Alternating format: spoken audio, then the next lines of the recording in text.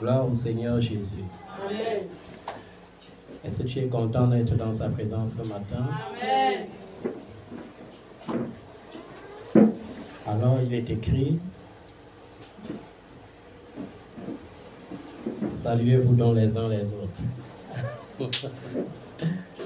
Vous devez le faire parce que la communion fraternelle, c'est aussi ça. Gloire à Jésus. La seule chose qui marquait l'église primitive, c'était quoi? C'était l'amour fraternel, la communion fraternelle. L'apôtre Paul allait jusqu'à dire par un saint baiser. Alléluia. Voilà, j'aime ça. Ce matin, j'aimerais bénir quelqu'un. Et je déclare que tu es béni dans le nom de Jésus. Amen. Ce matin, et j'espère que les hommes de Dieu et les servants de Dieu à travers le monde entier entendront ma voix et me laisseront un peu tranquille. Vous savez, quand on me poursuit pour les biens spirituels, je suis apte à donner. Mais quand on me poursuit pour d'autres biens, ça me dérange. Je ne sais pas ce qui se passe souvent, mais il y a plusieurs hommes de Dieu à travers le monde entier qui sont convaincus que l'élu de Dieu ne manque de rien, qu'il est très riche et qu'ils doivent même les soumettre leurs problèmes, les problèmes financiers. Alors, mes chers hommes de Dieu, mes chers servants de l'Éternel, la mission évangélique internationale n'est pas un centre commercial. L'homme de Dieu ne dispose pas des fonds financiers pour vous pour l'instant. J'espère qu'ils vont comprendre parce que j'ai commencé à bloquer certains parce qu'ils me harcèlent. Harceler, c'est-à-dire penser que tu ne donnes pas parce que tu ne veux pas donner. Ils pensent que tu as tellement beaucoup, tu ne veux pas les donner. Ce n'est pas ça. J'ai Jésus en abondance. J'ai beaucoup de biens spirituels à distribuer. Alors si les gens ont besoin des biens spirituels, je vais leur donner. La Bible dit que un jour, tandis que Simon, Pierre et Jean montaient au temple pour prier, il y avait un homme boiteux qui mendiait devant le temple, qui demandait l'aumône. Même comme aujourd'hui, nos enseignements trop spirituels ont poussé les enfants de Dieu à croire que lorsque les gens sont boiteux et qu'ils demandent à manger, ce sont des sorciers qui veulent voler notre argent. Mais je veux quand même dire que ce jour-là, devant le temple de Jérusalem, il y avait souvent les aveugles, les boiteux qui venaient chercher l'aumône parce qu'ils vivaient de l'aumône. Mais lorsque Pierre et Jean étaient arrivés devant cet homme, pendant que l'homme les regardait pour attendre s'ils vont donner l'argent, ils ont dit à l'homme, nous n'avons ni or ni argent, mais ce que nous avons, nous te donnons.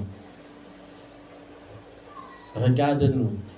Et lorsqu'il les a regardés, ils ont dit au nom du Seigneur Jésus-Christ, lève-toi et marche.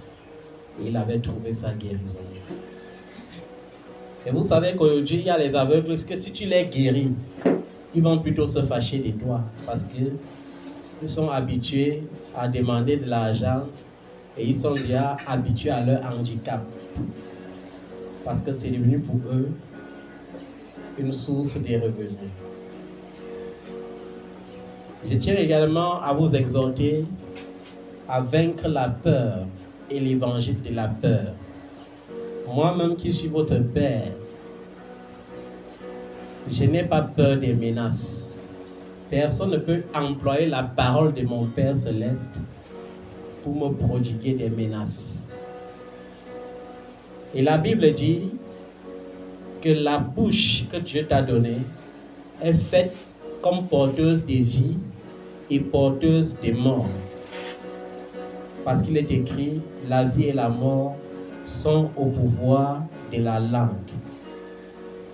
Mais j'étais exhorté à avoir une langue qui produit seulement la vie et non la mort. Parce que les apôtres ont dit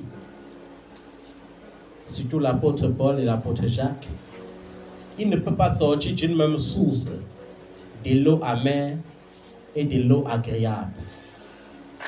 Donc ta bouche doit produire des paroles de bénédiction et non des paroles de malédiction.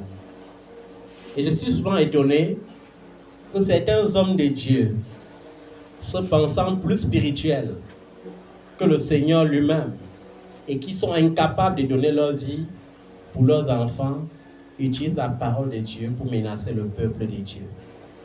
D'autres font jusqu'à dire, tu ne connais pas mon alliance que j'ai avec Dieu. Tu ne connais pas l'onction qui est sur ma vie. Je tiens à rappeler à quelqu'un, en guise de témoignage. Un jour, alors que je me sentais menacé, dans un temps d'évangélisation, dans un marché, un rosicrucien s'était opposé à moi et à la parole de Dieu. Et il détournait les gens. Et on l'acclamait. Et à un moment donné, je lui ai dit, la parole de Dieu n'est pas basée sur des discours persuasifs, mais sur une démonstration de la puissance de Dieu. Alors, si tu crois que tu es réellement spirituel, comme tu dis, faisons une chose. Je déclare que tu vas tomber tout de suite et tu vas mourir. Et tu déclares aussi que je vais tomber tout de suite et je vais mourir. Alors, celui à qui Dieu répondra en tuant l'autre sera celui que le peuple doit écouter. Et cet homme, il avait compris que Jésus-Christ est Seigneur des Seigneurs. C'est pourquoi il s'était caché vite et il a fui. Et le peuple était obligé maintenant d'écouter la parole de Dieu. Il y a des hommes de Dieu qui, au lieu de prêcher la parole, prêchent la théologie qu'on les a enseignée, prêchent une philosophie qu'on les a enseignée, et quand vous n'allez pas dans leur sens, quand vous ne laissez pas qu'ils vous manipulent, ils osent vous menacer avec la parole de Dieu. Ils osent vous menacer avec un soi-disant onction. J'aimerais rappeler à quelqu'un que l'onction ne fait pas de bruit. L'onction agit. Un jour, un apôtre était venu à la montagne où je partais souvent passer mes temps de méditation. Il a sémé le désordre parce que vous savez, quand certains hommes de Dieu sont habitués à manipuler les gens avec la parole de Dieu pour chercher l'argent, ils sont prêts à tout. Il est donc venu à la montagne, il a formé un groupe d'hommes de Dieu corrompus à son image, et ils ont commencé à dire que tous les hommes de Dieu qui viennent prier à la montagne doivent automatiquement payer à partir de 5 000 francs à lui, parce que c'est sa montagne. Et plusieurs l'ont suivi dans cet égarement, et ils ont fait l'erreur, ils ont créé un forum, depuis de 300 hommes de Dieu, ils m'ont inséré dans le forum. Et quand ils m'ont inséré dans le forum, je me suis exprimé. Et j'ai dit, aucun serviteur de maman ne parviendra jamais à m'asservir. Et il est venu, il dit, je suis un apôtre bien oint. Et tous les rebelles sont condamnés à mourir. Et je lui ai répondu dans le forum, apôtre ou pas, une chose est sûre, tu n'as jamais vu Dieu. Les vrais apôtres ont vu Dieu. La consécration d'un apôtre est établie par le fait qu'il ait vu Dieu. C'est pourquoi même Saul de Tarse, qui n'avait pas marché avec Jésus, pour devenir apôtre, il a fallu qu'il voie Jésus. Mais je reste convaincu, d'après déjà des menaces qui ne servent à rien, que tu n'as jamais vu Dieu. Et ce qui te sauve, c'est que tu prononces la mort dans un forum. Mais le jour où je te verrai face à face à la montagne, je vais relâcher la même mort que tu viens de prononcer sur toi et tu vas mourir certainement. Et les gens étaient dépassés. Ils ont dit, mais qu'est-ce que le prophète Simon fait encore comme ça? Il prend le courage où pour défier un apôtre? Et je les ai dit, celui qui vit en moi, vous ne le connaissez pas. On ne peut pas tuer ce qui est déjà mort. Si je vis, ce n'est plus moi qui vis, c'est Christ qui vit en moi. C'est pourquoi l'évangile de la peur, si vous êtes des enfants que j'ai bâtis dans la foi, vous devez savoir que la parole de Dieu est la parole de votre Père. Et personne ne peut utiliser cette parole pour vous nuire. Au contraire, vous pouvez porter cette parole comme puissance de vie pour ceux qui doivent vivre et comme puissance de mort pour ceux qui doivent mourir. Que personne, au nom d'un ministère quelconque, que ce soit apôtre, bishop, prophète, quoi que ce soit, ne vienne jamais devant vous vous dire, vous allez me voir, je suis mon onction. Quelle onction? L'onction n'appartient à personne, si ce n'est au Seigneur seul.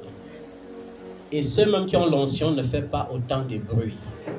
L'onction ne fait pas de bruit. Jésus a donné l'exemple à la croix dans Luc 23, verset 34. Il a dit au sujet de ceux qui étaient en train de se moquer de lui, au sujet de ceux qui le crucifiaient. Dans sa douleur, il n'a pas dit « je vous maudis ». Il n'a pas dit « je vais vous tuer ». Il n'a pas dit « vous allez sentir mon onction ». Il a plutôt dit « Père, pardonne-leur, car ils ne savent pas ce qu'ils font ». Vous croyez que quand un petit sorcier vous attaque, ce n'est pas de l'ignorance, c'est de l'ignorance. Parce que les ténèbres ne domineront jamais la lumière.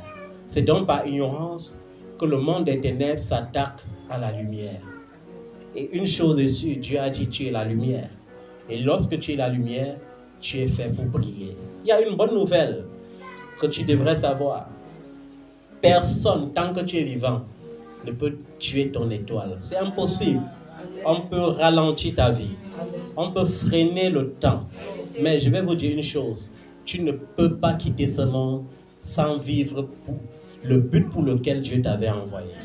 Vous savez qu'on doit beau combattre. Les autels vont se lever. Les sorciers, les incantations, les envoûtements. Mais à la fin, tu dois triompher. Amen. Parce que Dieu dit que sa parole est comme la pluie. Lorsque la pluie descend du ciel et arrose la terre, elle ne peut pas retourner sans avoir fécondé la terre et sans permettre à la terre de porter son fruit. Il en est de même de la parole de Dieu. Quand Dieu t'a créé, il a fait de toi une œuvre parfaite. Quand Dieu t'a créé, il a confirmé par le Seigneur Jésus que tu es la lumière du monde. Peu importe ce qui se passe, tu brilleras en ton temps. Même si tous les sorciers de ton village ne sont pas d'accord, même si tous les manipulateurs de destinée de ta famille ne sont pas d'accord, tu dois briller. Parce que Dieu t'a destiné à briller. C'est pourquoi tu dois être dans l'assurance. L'onction ne fait pas de bruit. Lorsque nous lisons Nombre chapitre 12, verset 14, Moïse n'a pas eu besoin de prouver à Aaron et à Myriam qu'il est serviteur de Dieu. Il n'a pas eu besoin de leur prouver qu'il parle face à face avec Dieu. Il n'a pas eu besoin de prier pour que Dieu les frappe. Une chose est sûre, lorsque tu touches l'intouchable, Dieu te frappe automatiquement. Mais un intouchable n'est pas là pour se justifier devant les hommes et dire je suis un intouchable. Moi je les appelle des faibles. Des faibles qui ont été baptisés dans des fables. Est-ce qu'on peut étudier Dieu? Quand je faisais la théologie, j'ai même vu une partie qu'on appelait l'amathéologie. C'est-à-dire qu'on nous faisait croire qu'on peut étudier le Saint-Esprit. Comment tu peux étudier l'Esprit de Dieu? Tu peux étudier ce que tu ne connais pas, ce que tu ne comprends pas comment. Et ça me faisait souvent rire. Mais il y avait aussi une partie dans la théologie. Lorsqu'on faisait l'étude de l'Église et des leaders, une partie qui démontrait clairement qu'il y avait beaucoup d'hommes de Dieu qui avaient besoin des soins psychiatriques. Et ça m'avait fait comprendre ce qui se passe aujourd'hui. Un apôtre qui se lève, un prophète qui se lève, un prophète, peu importe le titre, qui se lève pour te menacer à la parole de Dieu que tu connais mon onction, c'est un fou, il a besoin de délivrance. C'est pourquoi ce chapitre en théologie me plaisait beaucoup. Et je disais, mais enfin Seigneur, je comprends ce qui les prend. Parce qu'il faut être fou pour venir être arrogant, être hautain. Un homme de Dieu, c'est quelqu'un qui sait s'effacer. Un homme de Dieu, c'est l'humilité parfaite. Jésus est un modèle d'humilité. La Bible dit qu'il n'a pas regardé son égalité avec Dieu comme une proie à dévorer, mais il s'est soumis. Il a pris la place d'un homme, la place d'un pécheur, au point de souffrir. Et souffrir de quoi? De la mort de la croix. À un moment donné, certains prophètes étaient devenus trop audacieux dans les réseaux sociaux. Et quand il les avait contactés, il les avait dit, ne rassemblez pas seulement la foule pour les imposer les mains, ils tombent comme s'ils avaient l'épilepsie. Allez marcher sur les eaux. Demandez combien vous filmez en train de marcher sur le fleuve de la Seine en France. Allez sur la mer Rouge et marchez. Dans les cours d'eau, n'importe quel cours d'eau, la Sanaga, partout où vous allez partir, marchez sur l'eau. Ne ressuscitez pas les morts seulement à l'église. Non, marchez comme le Seigneur. Allez de maison à maison, ressuscitez les morts. Allez de maison en maison, guérissez les malades. Ne fabriquez pas seulement un bureau luxueux et climatisé dans lequel vous restez avec un soi-disant chef de cabinet qui vient, on s'inscrit pour vous rencontrer comme si vous étiez un docteur. Vous êtes des faux docteurs, des faux médecins, des faux circoncis. Et ce n'est pas moi seul qui le dis. L'apôtre Paul a parlé des faux docteurs. Il a parlé des faux frères. Il a parlé des fausses sœurs. Alors même dans l'église, tu dois avoir le discernement. C'est très important. C'est le discernement qui peut te qualifier. C'est le discernement qui peut te sauver. Lorsqu'il n'y a pas le discernement, c'est très dangereux. Lorsque tu marches sans discernement, il peut arriver qu'on te séduise. Alléluia. Mais personne ne te séduira. Personne ne te séduira. L'onction ne fait pas le bruit. Dis avec moi, l'onction ne fait pas le bruit. Quand nous lisons 2 Rois chapitre 2, est-ce qu'on a vu, je vais dire qui? Est-ce qu'on a vu l'histoire, c'est l'histoire d'Élisée. La Bible dit que lorsque Élisée a reçu l'onction d'Élie, il a pris le manteau, il a divisé le Jourdain, il a traversé à pied comme son maître avait traversé. Et quand il est arrivé de l'autre côté du fleuve, les enfants, plus de 90 enfants, se sont moqués de lui en disant « chauve ». Il avait une tête qui ressemblait à la mienne un peu. Je ne suis pas chauve. Mais il était chauve. Et on a dit chauve, chauve. Est-ce que vous avez vu un verset biblique qui dit quelque part que Élisée allait prier ou menacer les enfants avec son onction? Mais la Bible dit que Dieu a répondu aux enfants en envoyant l'ours les déchirer. Est-ce que vous comprenez ça? Tu n'as pas besoin de prouver à quelqu'un que tu es chrétien. Tu as besoin juste de manifester le Christ.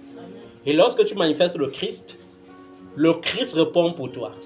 C'est-à-dire que les gens vont venir, tu es en train de dormir, ils vont t'attaquer dans ton sommeil, mais celui qui ne sommeille ni ne dort doit les attaquer à ta place. Est-ce que tu comprends ça? Les gens vont te chosifier, vouloir démontrer que tu ne peux pas porter des fruits, tu es né pour rien. Mais le Seigneur qui t'a créé et qui a dit que tu es une œuvre parfaite fera en sorte que ces mêmes détracteurs deviennent tes admirateurs. Est-ce que tu comprends ça, bien-aimé? On n'est pas là pour prouver quoi que ce soit aux gens. On est là pour manifester le Christ. Alléluia. Pour manifester quoi? Le Christ. On n'a pas dit manifester 2 choses. La seule chose que tu dois manifester, c'est le Christ. J'ai souvent pitié des gens qui ont placé leur confiance dans une prophétie ou dans un prophète.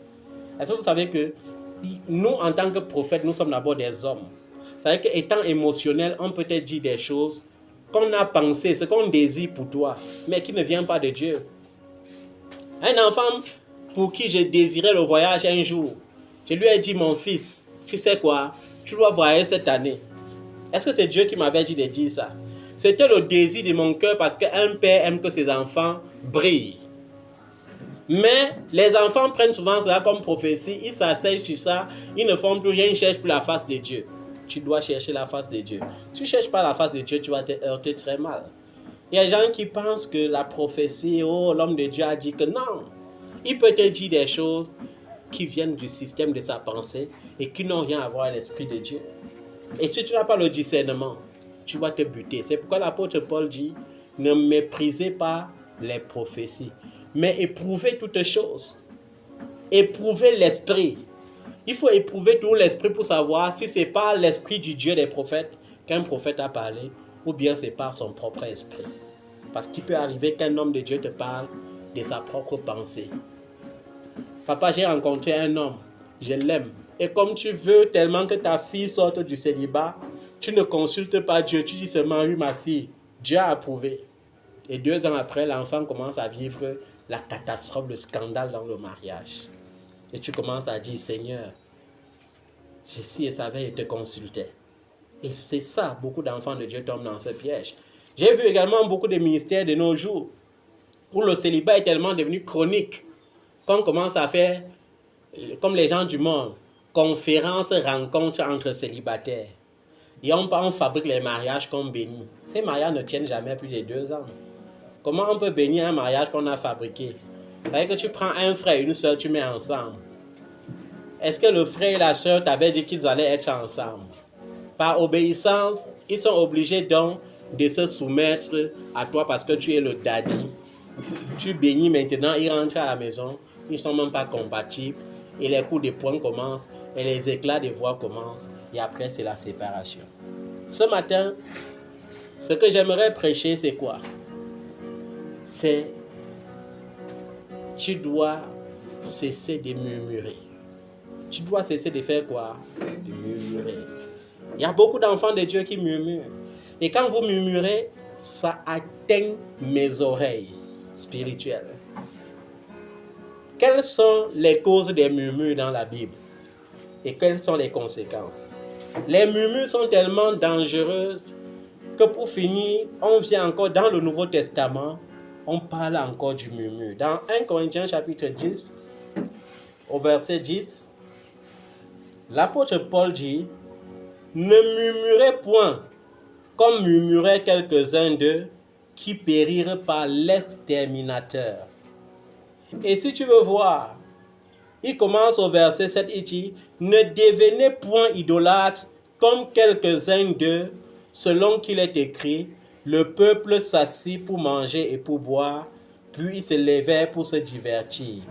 Ne nous livrons point à l'impudicité, comme quelques-uns d'eux s'y livrèrent, de sorte qu'il en tomba 23 000 en un seul jour. » Est-ce que vous connaissez que le jour où le peuple a été insatisfait du Dieu de Moïse, ils ont demandé à Aaron de les fabriquer un Dieu qui doivent voir de leurs propres yeux et adorer.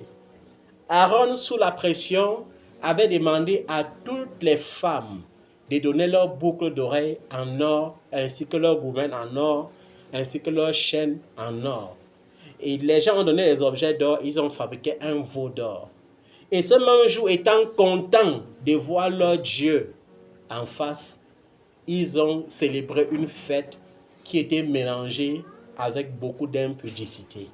C'est-à-dire que plusieurs hommes et plusieurs femmes se sont mis à faire leurs choses, même publiquement devant les gens. Ils ont tellement bu, ils étaient tellement ivres et contents. Mais la Bible dit que 23 000 d'entre eux sont morts le même jour. C'est-à-dire en un seul jour. On n'a pas dit du matin au soir. En un claquement des doigts, 23 000 hommes sont tombés. Ne tentons point le Seigneur comme le tentaient quelques-uns d'eux qui périrent par les serpents. Lorsque tu murmures, c'est un danger pour toi.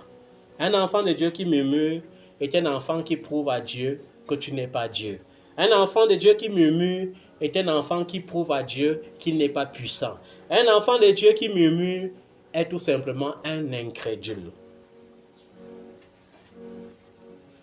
Et l'apôtre précise au verset 11 que ces choses leur sont arrivées pour servir d'exemple et elles ont été écrites pour notre instruction, à nous qui sommes parvenus à la fin des siècles. Elle a été écrite pour notre instruction. Pour notre instruction veut dire pour nous avertir du danger. Enfants de Dieu, cesse de murmurer. Qu'est-ce qu'on appelle murmure? Un enfant de Dieu attend peut-être le voyage. Il attend peut-être le voyage. Ça peut être le voyage. ça peut être le mariage, ça peut être l'enfantement, ça peut être les finances. Bref, vos attentes de bénédictions physiques. Un enfant de Dieu attend. Ça tarde. Au lieu de persévérer dans la prière, il fait du relâchement dans la prière. Il se déconnecte du Seigneur, il commence à vivre une vie simple comme un païen qui n'a jamais connu Dieu. Et il commence à boire pour se consoler. Et pendant qu'il boit, quand la boisson monte dans sa tête, il commence à dire, c'est sûr que papa ne prie pas assez pour moi. Parce que s'il priait pour moi, pourquoi est-ce que tel autre a été béni alors que je suis encore sur place? C'est ça qu'on appelle les murmures. Si tu ne connaissais pas ce qu'on appelle murmure. Et lorsque tu murmures de cette façon, papa n'est même pas avec toi, mais le Dieu de papa est avec toi. C'est pourquoi lorsque le peuple murmurait, on parlait, Moïse n'était même pas là. Mais Dieu entendait et il agissait. Et je vais vous dire une chose. Les conséquences des murmures sont tellement nombreuses. Est-ce que vous comprenez ça? Les conséquences des murmures sont tellement nombreuses. Lorsque tu commences à murmurer, il peut arriver que Dieu dise à ton Moïse, j'ai juré que cet enfant n'entrera pas dans mon repos. Je prie que cela ne t'arrive jamais. Est-ce que vous savez que Dieu n'a pas changé? J'ai juré que ce peuple n'entrera pas dans mon repos. Il a dit à Moïse, même comme vis-à-vis de toi et à la terre promise, je t'ordonne de retourner dans le désert avec eux. Ils vont errer tous dans le désert. Ils vont périr tous dans le désert. Aucun d'eux n'entrera dans mon repos. C'est très dangereux de murmurer. Les conséquences des murmures sont tellement nombreuses. Ça peut te faire errer ça et là. On a vu dans Nombre chapitre 14, du verset 27 au verset 29 et le verset 37, certaines conséquences des murmures. Et dans Exode 16, verset 7 à 8, on en a vu. Dans Jude 1, verset 16, nous voyons encore, et dans Nombre 11, verset 1, on le voit encore. C'est pourquoi je t'exhorte, bien-aimé, à te repentir des murmures, à sortir de ce système de murmures, à sortir de ce système de condamnation. Tu es tellement courageux que tu condamnes même Dieu. Tu es tellement puissant que tu es capable de juger même Dieu et d'imposer à Dieu quand il doit te bénir. Parce que s'il ne te bénit pas, il n'est plus Dieu. C'est très dangereux. Quand on lit les conséquences des murmures dans la Bible, on voit que cela se traduit encore dans notre vie aujourd'hui.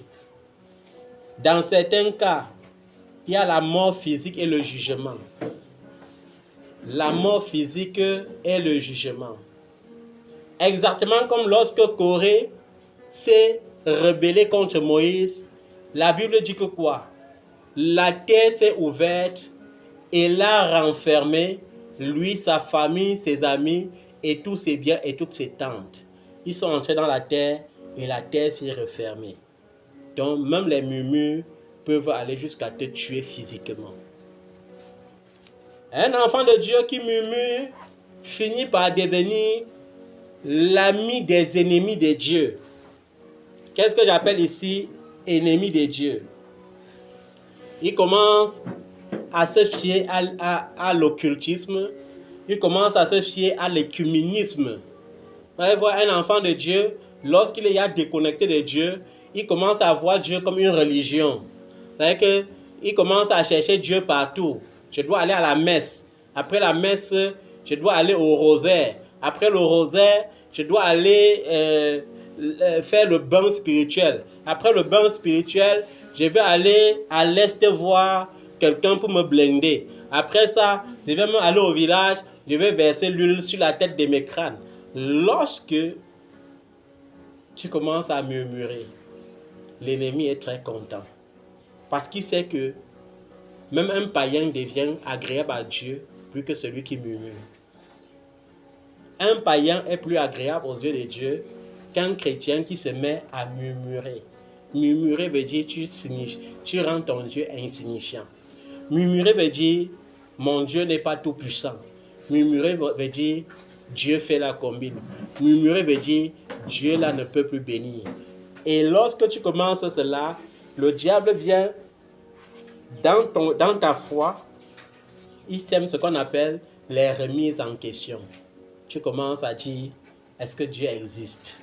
Est-ce que ce qu'on dit, ce n'est pas vrai? Est-ce que la Bible, là, ce n'est pas seulement quelque chose que les Blancs sont venus tromper les Noirs avec? Est-ce que ce n'est pas vrai qu'on dit qu'ils sont venus vraiment pour détruire nos coutumes avec? Et le diable dit, il faut que tu commences à aller faire les coutumes. Ta solution même, c'est là-bas. Et tu te trouves au village en train de parler dans la case des morts. C'est-à-dire en train de dire à la mort, baptise-moi encore plus. Que je veux l'onction de la mort. Je veux que mes affaires meurent une fois définitivement. Je veux que le reste des miracles que j'attendais disparaissent totalement. Tu es en train de le faire inconsciemment. Et après, tu es surpris que ceux-mêmes qui n'entraient pas à l'église, mais qui faisaient ces choses réussissent. Mais toi, tu as essayé, tu as encore plus échoué. Lorsque tu commences à murmurer, les païens commencent aussi à te côtoyer. Si à un moment donné, tu te rends compte que les païens te donnent trop de conseils, il faut savoir que tu es déconnecté. Parce que lorsque tu es connecté, il y a une lumière en toi. Lorsque les païens viennent, ils t'écoutent plus qu'ils ne parlent. Mais si à un moment, les païens commencent à te parler plus qu'ils n'écoutent, il y a un problème. Et lorsqu'ils vont te parler, ils vont dire, tu vois que ces églises-là ne servent à rien. De temps en temps, fais comme nous, vis ta vie, parce que demain tu dois mourir. Viens souvent avec nous en boîte de nuit. Viens souvent avec nous quand on part boire nos 2-0, ou vous appelez ça 2-0 le dimanche. Viens avec nous, ma soeur, viens avec nous, mon frère, viens avec nous. Et tu vois que c'est ça la belle vie. Or, tu vas voir que eux, parce qu'ils ont reçu l'onction du monde, ils vont réussir. Mais toi, tu dois régresser. Jusqu'à regretter. Fais attention, bien-aimé, de peur que Dieu n'ordonne à son serviteur de te faire rentrer errer dans le désert. Parce qu'on ne souhaite le désert à personne. Il y a certains qui pensent que le désert n'existe plus. Mais je vais vous dire une chose. Le désert existe toujours aujourd'hui de plusieurs formes. Le désert, c'est quoi dans la vie d'un enfant de Dieu? À un moment donné, même manger devient difficile. À un moment donné, tu cherches les solutions, il n'en a plus. À un moment donné, même les pleurs ne sont plus suffisants pour te consoler. Même les pleurs ne sont plus suffisants pour te consoler. Lorsqu'un vrai désert arrive dans ta vie. La seule différence, c'est que leurs 40 ans étaient un 40 ans réel. Tandis que ton désert aujourd'hui, 40 ans peut être 4 heures. 40 ans peut être 4 jours. 40 ans peut être 4 semaines. 40 ans peut être 4 mois. 40 ans peut être 4 années. Et lorsque c'est 4 années, c'est la catastrophe. Quand tu perds 4 années de ta vie. Il y a un enfant de Dieu qui un jour avait violé la parole de Dieu, délibérément.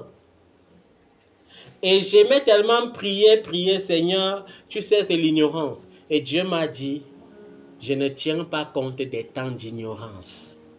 Je tiens compte seulement de ma parole. Et Dieu a déclenché un châtiment dans sa maison. Et cet enfant, ses pleurs me fatiguaient. Ça me fatiguait tellement que je n'avais même plus envie de voir l'enfant parce que chaque fois qu'elle lui voyait, elle pleurait amèrement. Et je disais, hé Dieu, n'est-ce pas on dit que tu es compatissant? Comment tu peux laisser quelqu'un pleurer le genre si comme ça? Et Dieu m'a dit que, et Dieu m'a répondu de manière audible.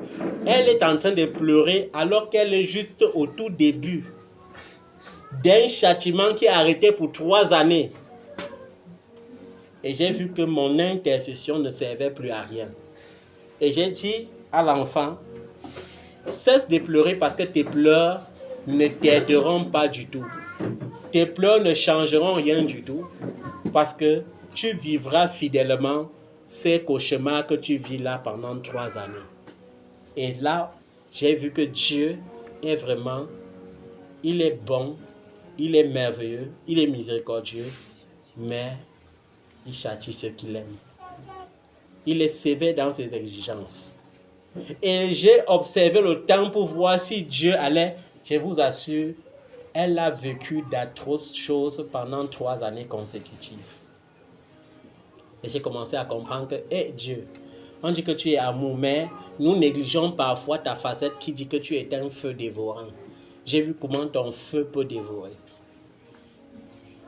C'est pourquoi je vous exhorte, lorsque vous venez dans la maison de Dieu, lorsque vous venez dans la présence de Dieu, soyez concentrés. Écoutez la parole de Dieu parce que c'est la parole de Dieu qui est source de vie. C'est la parole de Dieu qui peut transformer. C'est la parole de Dieu qui peut guérir. Mais lorsque tu es distrait, c'est comme si tu venais t'asseoir pour dire que j'attends que le marabout, quand mon heure arrive, la pluie sur ma part des boutons, ma part des miracles arrive et commence aussi à enjoy mon miracle. C'est pas comme ça que ça fonctionne. C'est pas comme ça que ça fonctionne. C'est pourquoi je vous ai prêché sur la sincérité. As-tu un cœur sincère? Ou bien est-ce que la bénédiction que tu attends est une bénédiction ambitieuse? Parce que plus ta bénédiction sera ambitieuse, plus elle attendra. Dieu n'est pas là pour te bénir par rapport à tes ambitions. C'est pourquoi dans Jacques chapitre 4, qu'est-ce que l'apôtre Jacques dit? Vous demandez et vous ne recevez pas parce que vous demandez mal. Vous priez et vous ne recevez pas parce que vous demandez dans le but de satisfaire vos propres convoitises. Vos propres convoitises. Toi-même, tu es à l'église, tu dis Seigneur, bénis-moi. Alors qu'au fond, tu sais que ta bénédiction, c'est un mobile pour te venger. C'est un mobile pour prouver comment est-ce que Dieu va te bénir si tu as ce genre de cœur. Il y a les gens qui sont entrés dans un processus de fiançailles arrêtés au ciel. Que Dieu a arrêté lui-même au ciel, que oui, voilà les fiançailles que je consacre moi-même. Mais après, les fiançailles tournent en rond, ça devient un fiançailles qui finit par devenir les liens amicaux. Pourquoi?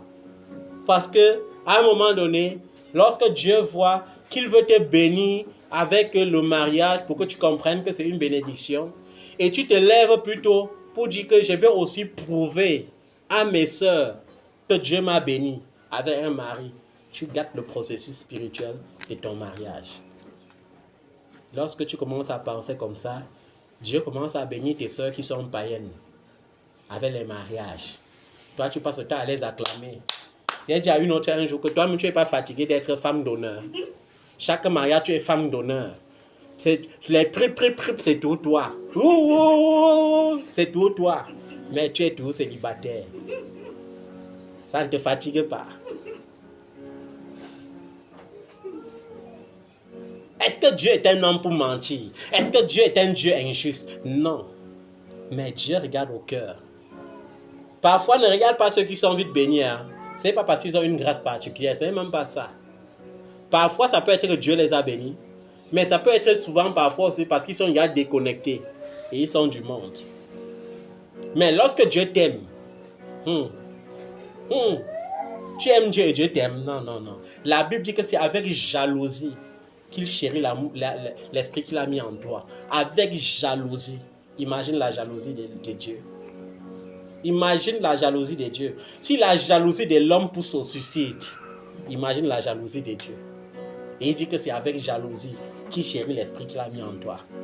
Et tu joues avec. Toi. Quand tu joues avec, il te rappelle une chose. Il dit, je suis éternel. Je vis d'âge en âge. Je n'ai ni commencement des jours, ni fin de vie. Mais toi, tu es une vapeur qui paraît et qui disparaît. Tu es une vapeur qui paraît et qui disparaît. Aujourd'hui, tu n'as pas les rides, demain tu auras les rides. Aujourd'hui, ta peau semble lisse, demain ça va se plier. Aujourd'hui, tu sembles marcher droite, demain tu vas marcher courbé. Mais Dieu ne marche pas courbé. Il est éternel. Ça veut dire que plus vite tu te mets en accord avec ton Dieu, selon qu'il est écrit, venez et plaidons ensemble. Et plus vite, et plus mieux c'est toi, parce que tu es en train de faciliter ta bénédiction. Ou plus encore, tu te rebelles et tu t'éloignes de ta bénédiction. Dieu ne bénit pas les rebelles. Dieu ne peut pas bénir un esprit rebelle. C'est pourquoi même certains enfants de Dieu, lorsqu'ils ont l'esprit de rébellion et que Dieu les avait bénis, Dieu les classe dans la liste des gens qui disent souvent quoi? Je me repens de t'avoir béni. Parce que le plus important n'est pas d'être béni, mais de rester agréable à Dieu. Et lorsque tu n'es pas agréable, qu'est-ce qu'il a dit au sujet des hommes, à la création, avant le déluge? Je me repens d'avoir créé les hommes. Qu'est-ce qu'il a dit au sujet de Saül? Je me repens d'avoir établi Saül comme roi d'Israël. Est-ce que tu veux que Dieu te repente de toi? Quand Dieu te repent de toi alors qu'il t'a béni, c'est bien, hein, tu as ton compte bancaire. Ça en finit, père. Mais tu n'es pas heureux. Les gens qui pensent que l'argent rend heureux, non. Tu regardes, il y a l'argent, mais tu n'es pas heureux. Dieu vient toujours enlever quelque chose qui va enlever ta paix continuellement. C'est-à-dire que tu crois qu'il y a la stabilité, il vient enlever. Dis-moi un peu. Quand tu as l'argent, tu n'as pas la paix là. Tu vis comment? Je ne peux pas dire que tu vis. Les murmures, et je suis en train de citer comme ça les conséquences. La mort physique, la perte de la promesse. Tu peux murmurer et Dieu interrompt le processus de la promesse sur ta vie. Il interrompt le processus de la promesse. Il y a une autre conséquence que les enfants de Dieu négligent beaucoup lorsque ça arrive dans leur vie. La sécheresse spirituelle. Ouais, c'est encore mieux la sécheresse financière. Lorsque ta vie est sèche spirituellement, ça veut dire que tu vis, mais tu ne vis plus. La sécheresse spirituelle, c'est que la parole de Dieu est horrible à tes oreilles. La prière même, qui allait être ton passe-temps, devient un cauchemar pour toi. Il vaut mieux avoir même la sécheresse financière et matérielle que de vivre la sécheresse spirituelle. Et un autre processus qui est dangereux encore, c'est quoi? L'interruption de la bénédiction. Comme mort physique, j'ai dit, vous allez voir ça dans Nombre 14, versets 27 à 29. Les serpents brûlants existent encore aujourd'hui. Quand tu commences à murmurer contre Dieu, il t'envoie les serpents brûlants. Ça veut dire que tu restes, ta vie est tout désordonnée. Tu veux mettre de l'ordre, il n'y a plus de possibilité de mettre de l'ordre. Tu sens toi-même que tu ne vis plus. Tu es asphyxié, tu es étouffé. La perte de la promesse, comme dans Exode chapitre 16, versets 7 à 8. Moïse, je t'ai dit, ils n'entreront pas dans mon repos. Même toi qui es homme de Dieu, tu n'es pas à l'abri. Parce que même Moïse, lorsqu'il a été trop zélé, Dieu a dit que quoi? Je vais te montrer la terre promise juste par pitié, pour que tu voies la beauté de l'endroit où j'allais te faire entrer le peuple. Mais tu n'entreras pas. C'est pourquoi Moïse monte au mont Horeb, Moriba, et il meurt. Et il meurt avec la face tournée en direction de Canaan, qui était la terre promise. La sécheresse spirituelle, tu verras ça dans Exode 16, verset 7 à 8, dans Jude 1, verset 16, et l'interruption de la bénédiction dans Nombre 11, verset 1. Quand Dieu commence à te faire tourner en rond, toi-même tu tournes, tu sens que tu es toujours en train de tourner. Tu tournes sur place. Tu tournes, tu cherches à avancer, tu n'avances pas. Tu cherches à reculer, tu ne recules pas. Ces choses existent encore de nos jours, ça n'a pas changé. L'Éternel reste le même hier, aujourd'hui et éternellement. C'est pourquoi il t'exhorte, bien-aimé, à sortir des murmures. Est-ce que vous savez qu'il y a même la fraternité des murmures dans l'Église? Un frère rend visite à un frère, ou une soeur rend visite à une soeur. Et arrivé là-bas, il s'asseye, il dit que vous voyez comment papa fait la combine. Tel enfant est béni, notre vie est toujours sur place. Et quand Dieu porte ça, ça vient entrer dans les oreilles de son serviteur. C'est dangereux pour vous. Parce que votre vie doit aussi rester sur place comme vous avez désiré. Même si papa prie. Parce que les murmures ne dépendent pas de l'homme de Dieu. Le châtiment des murmures ne dépend pas de l'homme de Dieu, ça dépend de Dieu. Moïse a pleuré devant Israël devant le Dieu d'Israël combien de fois? Ils ont murmuré. Et vous voyez, les murmures, c'est aussi quoi? Ouais, quand j'étais même païenne, je ne souffrais pas comme maintenant. Leurs histoires de Jésus, là même, ça a même créé quoi dans ma vie comme ça? Je n'avais pas de difficultés pour payer mon loyer. Je n'avais pas de difficultés pour me coiffer. Je n'avais pas de difficultés. Comment là, Jésus là vient seulement maintenant et ça coupe tout. Je n'ai plus de ressources, rien ne marche. C'est quoi comme ça? C'est aussi ça les murmures. Et quand nous rentrons dans la Bible pour voir ce genre de murmures, on voit que Israël souhaitait retourner en Égypte. Disait à Moïse que quoi? Quand nous étions en Égypte, on souffrait certes, mais on mangeait quand même la bonne viande. Toi, tu nous amènes dans le désert, c'est quoi avec la manne tous les jours? On mange la même chose tous les jours, Moïse. Dis à ton Dieu là qu'on est fatigué de votre truc de manne-ci. Et la Bible dit que quoi? Dieu les a donné la caille. Ils ont mangé, mais au moment d'avaler, plusieurs sont tombés directement raides morts. Parce que Dieu t'exauce quand tu murmures, mais il te tape correctement. Et il peut te taper en te faisant même mourir. Est-ce que vous comprenez ça? Amen. Il y a beaucoup d'enfants de Dieu aussi, aujourd'hui, qui se vantent de leur mérite quand ils étaient en Égypte. Quand j'étais du monde, j'étais une femme violente. On ne pouvait pas me faire ce qu'on fait maintenant. Oh Jésus, tu sens que lui-même, il envie encore le passé. Oh, la Bible dit, celui qui met la main à la charrue et qui retourne en arrière n'est pas digne de moi. Tu es le genre d'enfant qui planifie tout l'Égypte, c'est que tu y as perdu. Tu es le genre d'enfant qui planifie toujours, qui apprécie encore le caractère d'Égypte, c'est que tu es perdu. Un enfant de Dieu n'a même pas le droit de dire, quand j'étais du monde, j'étais bien, mince. Tu ne pourras pas me faire ce qu'on fait aujourd'hui là. J'allais te tabasser. Ça veut dire que tu aimes encore ça.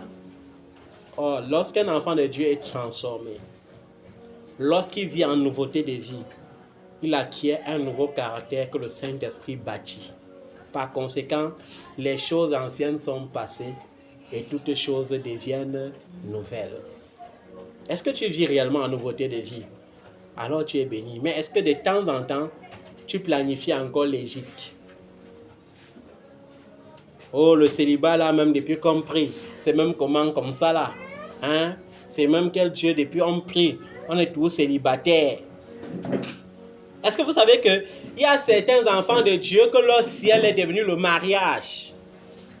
Le ciel est devenu le mariage. Il y a certains enfants de Dieu que leur ciel est devenu un voyage. C'est-à-dire que le jour qu'il a le visa, il sait qu'il a atteint le ciel. Il est déjà même à la Nouvelle Jérusalem. Il y a un enfant de Dieu qui m'a dit un jour, papa, je me suis marié juste pour toi.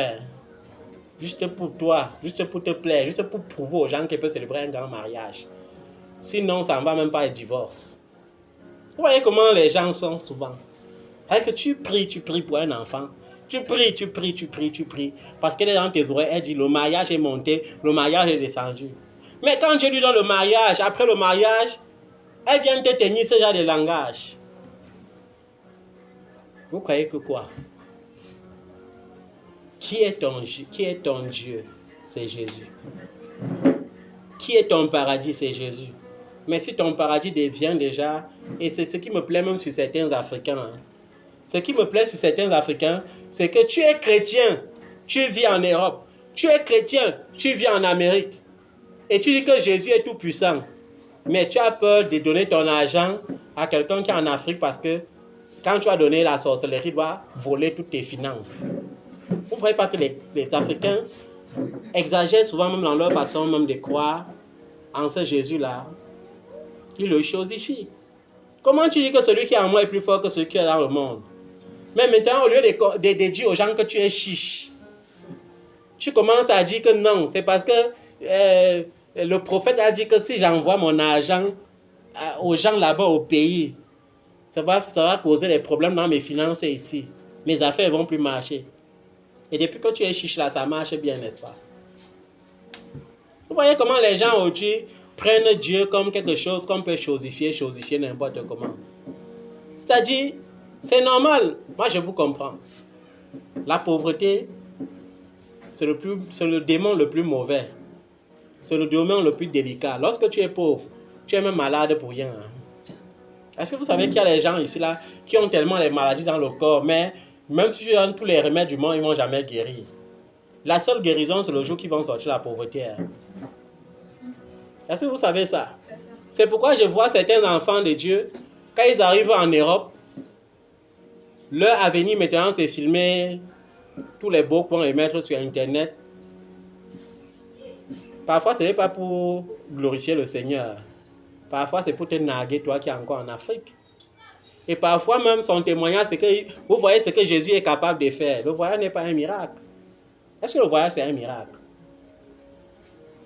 Un païen qui a son argent voyage, ouais ou faux? Quand tu as l'argent, tu pars à l'ambassade, est-ce qu'on discute avec toi? Tu dis visa touristique, visa affaires, n'est-ce pas, on te donne? Ce n'est pas un miracle. Sortez des murmures. Si tu as encore un cœur qui murmure contre Dieu, c'est l'occasion pour toi, au travers de ce culte, de dire au Seigneur de te délivrer de ça. Parce que tant que tu murmures, tu es désagréable aux yeux de l'Éternel. Et quand tu es désagréable aux yeux de l'Éternel, tu dois errer. Parce que si ta bénédiction était aujourd'hui, il va remettre ça demain, sans même te préciser le jour là. Sans même te préciser. Tu peux faire comme ça, là nous sommes en 2026, et quelque chose que Dieu avait prévu pour toi en 2026, toi-même tu renvoies en 2030. En 2030, tu murmures encore et tu renvoies en 2034. Est-ce que tu vas vivre éternellement? Après maintenant, si tu es béni à 90 ans alors que tu allais mourir à 91 ans, cette bénédiction te servira à quoi? Ou bien Dieu décide que tu vas te marier maxi 45 ans. Tu passes le temps à murmurer. À 60 ans, tu peux faire un très beau mariage. C'est quel genre de mariage? Tu es une vieille mère. 60 ans là, c'est quoi? C'est pourquoi? C'est pour te marier avec qui? C'est que tu as choisi un compagnon d'accompagnement de vieillesse. Ce n'est pas le mariage. Ce n'est pas le mariage. Laissez-moi vos trucs. Il y a quelqu'un qui rendait témoignage sur Internet. Oh, Dieu est le Dieu qui fait les choses merveilleuses. Ouais, la sœur, si, voilà, à 50 ans qui s'attendait. Voilà le beau mariage. J'ai dit, regarde-moi ça. Beau mariage là que tu chantes là, c'est même quoi? Beau mariage, c'est quoi? Dieu t'a programmé à te marier à 18, à 19 ans, 20 ans, 21 ans, 22 ans, 23 ans. Oui, voilà la femme, 24 ans, 30 ans. Oui, 40 ans encore, c'est tolérable. 45 ans encore, c'est tolérable. Quand tu es marié à 55 ans, 60 ans là, un homme peut se marier même à 70 ans. Hein. Ça va passer. Et vous savez qu'il y a les hommes de 70 ans. Il suffit qu'il ait son argent. Il part dans une famille, il demande une fille qui a 20 ans, on lui donne seulement. 20 ans, non? Bon, dis-moi un peu. Toi, la femme de 70 ans, tu peux épouser quel homme de 20 ans? Ça passe. Ça ne peut pas passer. À moins que tu ne cherches quelqu'un qui va venir appuyer ton cou la même nuit des noces pour t'accompagner dans ta mort. Parce que si un garçon de 20 ans prend l'engagement d'épouser une vieille femme de 70 ans, c'est qu'il a trouvé une mamie qui a collecté toutes ses richesses qui l'attendaient. Il vient maintenant t'accompagner dans la tombe pour entrer avec ça. Ce n'est que ça. Et c'est ça même le danger lorsqu'on marche sans discernement. J'ai dit, toi, la femme qui dit que je vais avoir l'argent et le mariage doit me suivre. L'homme peut avoir l'argent et le mariage lui suit. Vous voyez la différence? L'homme a l'argent, le mariage lui suit. Il y a une différence, non? Toi, la femme, quand tu as l'argent, les possibilités pour qu'un homme t'aime, juste pas à cause de ton argent, c'est très faible. Hein? Ça n'atteint même pas 2%. Hein? C'est ton argent qui vient chercher. Ou bien tu vas en Europe, tu as tes papiers et tu viens épouser ta part d'amoureux avec qui tu causais sur Facebook en Afrique. Je ne dis pas qu'il n'y a pas les mariages comme ça qui réussissent, hein, mais je dis que le pourcentage est très faible.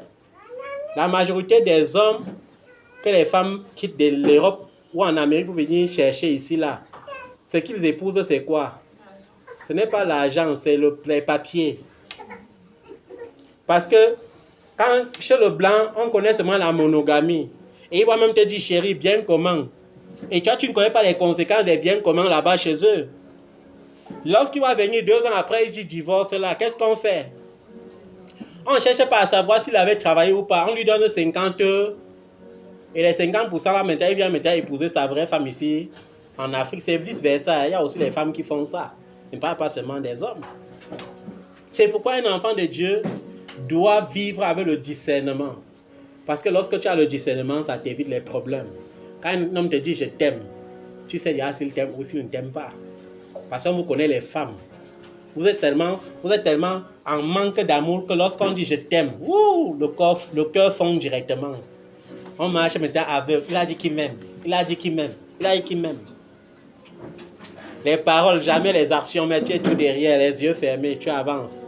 Et quand tu te retrouves au fond du gouffre, il t'enferme là-bas et il cherche une autre victime à qui il va dire « je t'aime ».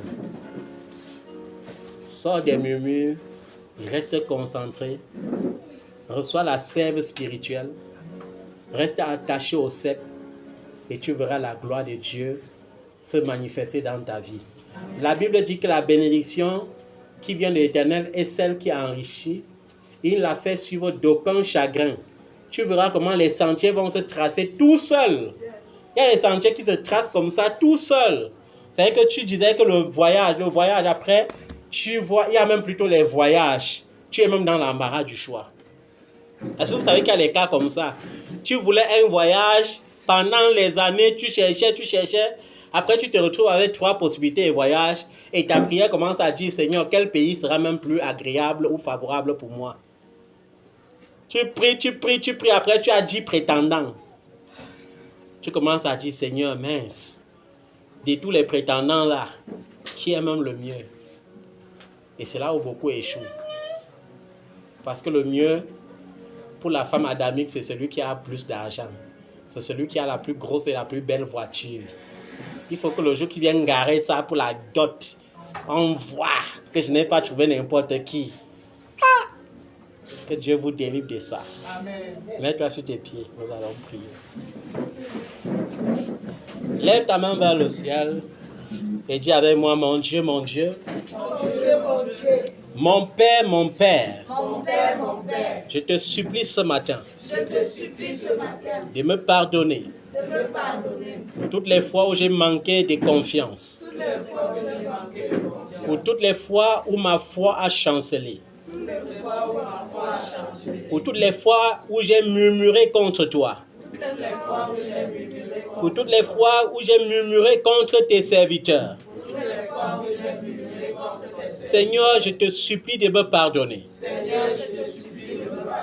Ne te repens pas de moi. Et ne me retire pas ton Esprit Saint. Seigneur, repens-toi du malheur que tu as programmé sur ma vie. Et repens tes bienfaits sur ma vie. Ne me laisse pas, Seigneur, m'égarer. Ne me laisse pas, Seigneur, parcourir le désert. Ne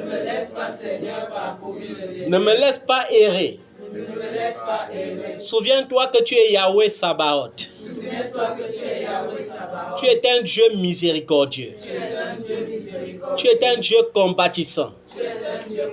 Tu es un Dieu lent à la colère. Tu es un Dieu riche en bonté. Souviens-toi du sang de Jésus-Christ versé à la croix. Et aie compassion de moi. Rétablis-moi dans mes bénédictions. Restaure complètement mes bénédictions. Et fais-moi, Seigneur, connaître le potentiel que tu as mis en moi. Utilise tout le potentiel que tu m'as accordé. Pour la gloire de ton Saint-Nom.